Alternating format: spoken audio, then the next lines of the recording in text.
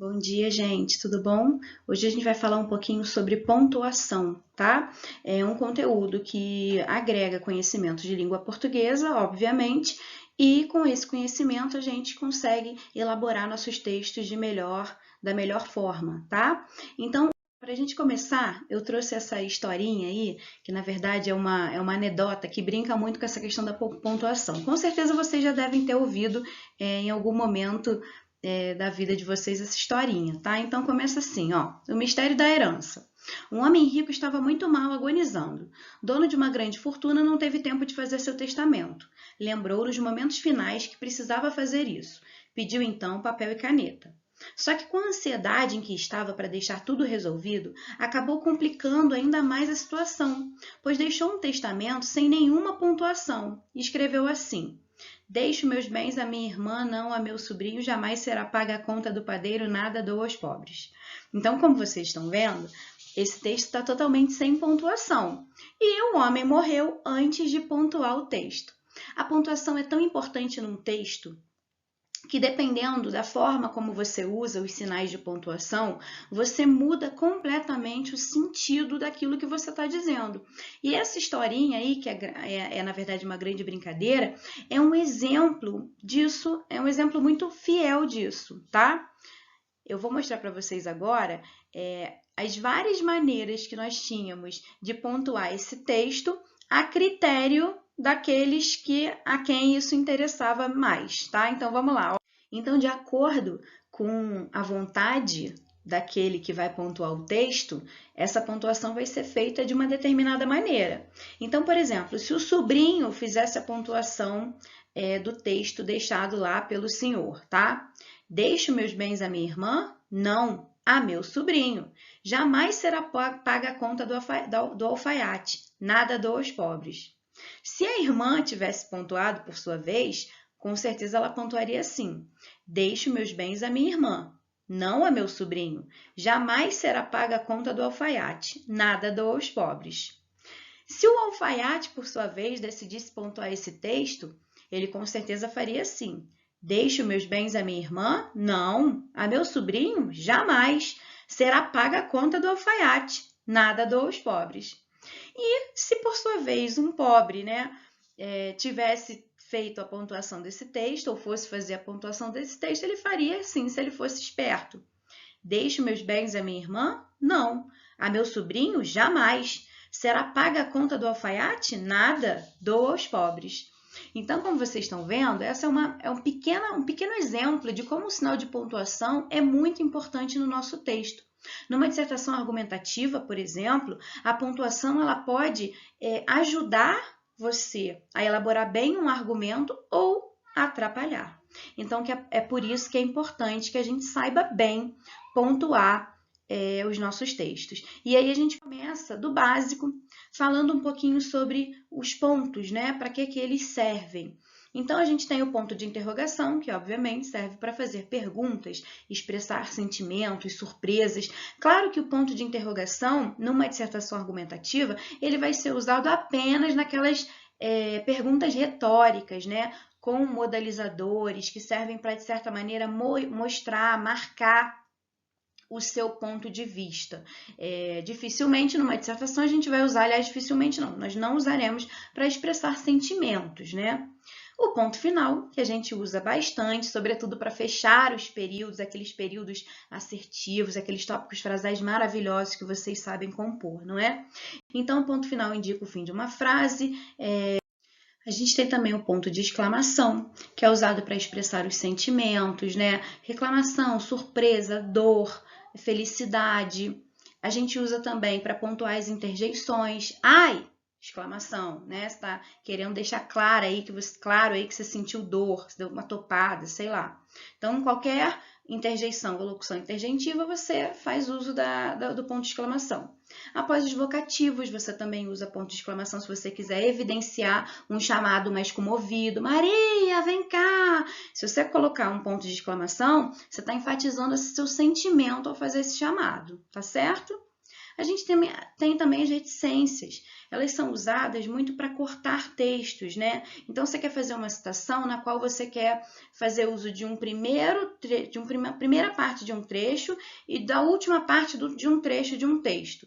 Você usa a primeira parte, separa por meio das reticências entre parênteses e põe lá o meio ou final do trecho que você quiser, tá? A gente também usa as reticências para indicar continuidade de pensamento ou continuidade de enumerações. Esse uso não é muito indicado para as dissertações, uma vez que nas dissertações seus pensamentos eles têm que estar fechados, eles não têm que ter continuidade, não é mesmo? Vamos lá, os parênteses, eles são muito usados também para quando você quer explicar, fazer uma explicação, dar uma fonte bibliográfica, isolar um pensamento ou um comentário. Nas dissertações argumentativas propriamente ditas, a gente prefere que vocês substituam os parênteses pelos travessões ou mesmo pelas vírgulas, tá? As aspas são também muito usadas. A gente usa para indicar que nós estamos falando sobre uma opinião de terceiros, nós estamos trazendo para o nosso texto um trecho de um texto de outra pessoa, de uma autoridade. Então, você vai usar muito as aspas numa citação. Você vai usar também para ressignificar o sentido das palavras. Então, para usar uma palavra no sentido conotativo, no sentido figurado, você usa as aspas. As aspas também, às vezes, podem indicar que você está querendo relativizar o sentido de uma expressão, que você está querendo fazer uma ironia, certo? Então, é um recurso muito interessante. Então, é bom saber usar os recursos que nós temos na nossa língua. Os dois pontos. Vocês podem usar os dois pontos bastante, muito mais do que usam. Você faz uso dos dois pontos para citações, para referências, para introduzir falas, mas você também pode usar os dois pontos para iniciar enumerações. Por exemplo, hoje veio à escola Maria, Rafael e Pedro. Você pode usar os dois pontos para iniciar essa enumeração.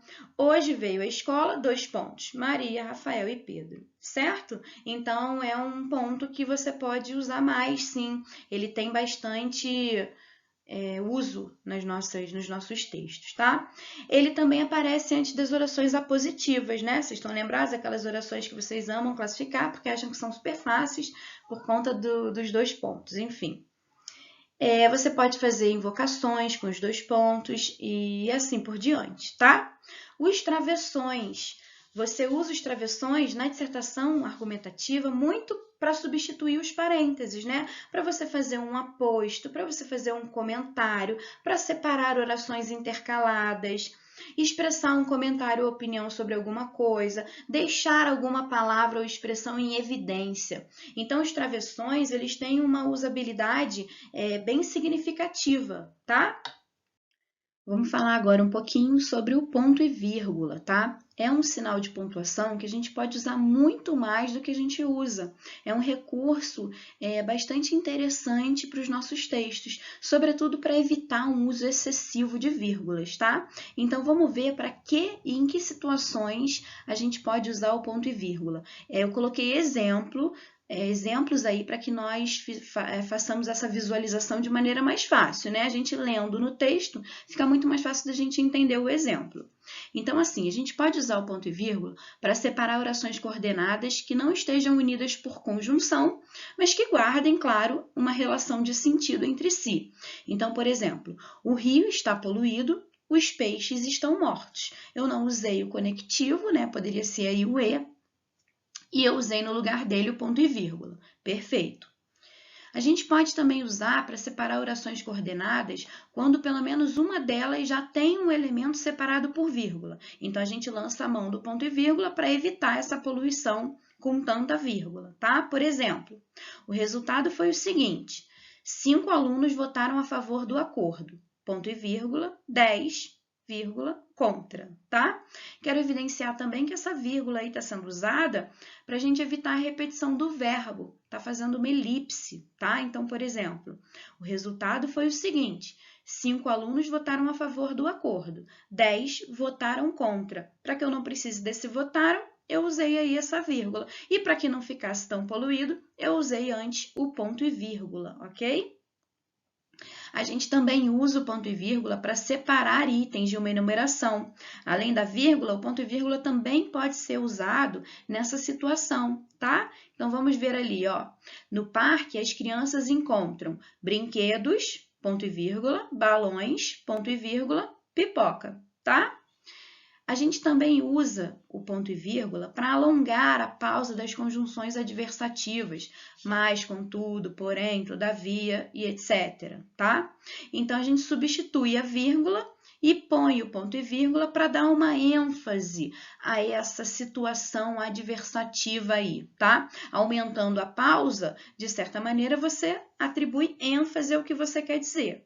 Então, gostaria de vê-lo hoje, todavia, só o verei amanhã.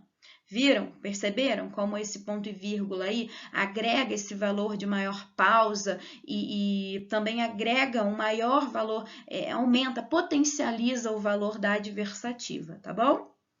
E a gente também pode usar o ponto e vírgula para separar orações coordenadas adversativas quando a conjunção aparecer lá no meio da sua oração. Então, por exemplo, esperava encontrar todos os produtos na farmácia. Achei, porém, apenas 2. Então, estão vendo que o ponto e vírgula, ele separa aí a oração do verbo e depois a oração adversativa aparece entre vírgulas, tá bom? Então, o ponto e vírgula, como vocês puderam perceber, ele evita um excesso de vírgula e ele também é um outro ponto, um outro sinal de pontuação de que a gente pode lançar mão nos nossos textos, certo? A gente começa aí nessa aula a falar sobre a vírgula, mas isso vai se alongar para uma outra aula, porque vírgula é um sinal de pontuação mais utilizado, que tem mais regras, né, que a gente mais erra e que a gente mais usa também nos nossos textos. Então, nessa aula, a gente vai falar apenas das questões mais amplas sobre a vírgula. Por exemplo, a principal regra de vírgula, de uso de vírgula, é jamais separar o sujeito e o predicado por meio da vírgula. Essa é uma regra, assim, essencial, tá? Algumas regras básicas de uso de vírgula no interior das orações. Ela separa postos, ela separa vocativos e termos de mesma função sintática, tá? A gente usa vírgula após termos deslocados, complementos, objetos diretos, objetos indiretos. A gente usa vírgula sempre que for antecipar o adjunto adverbial. Então, por exemplo, eu vou iniciar uma oração com adjunto adverbial. Após o adjunto adverbial, eu uso a vírgula. A gente usa também para separar a conjunção de um termo explicativo e termos que servem como conectivos, sempre. A gente usa para indicar um elemento elíptico, eu mostrei para vocês no slide anterior. E a gente usa também quando houver um complemento pleonástico, certo? Esses foram, então, usos gerais da vírgula. A gente falou sobre os usos dos outros pontos e começou a falar um pouquinho sobre a vírgula. Na próxima aula, a gente vai aprofundar esse estudo aí da vírgula mesmo, certo? Grande beijo e até a próxima!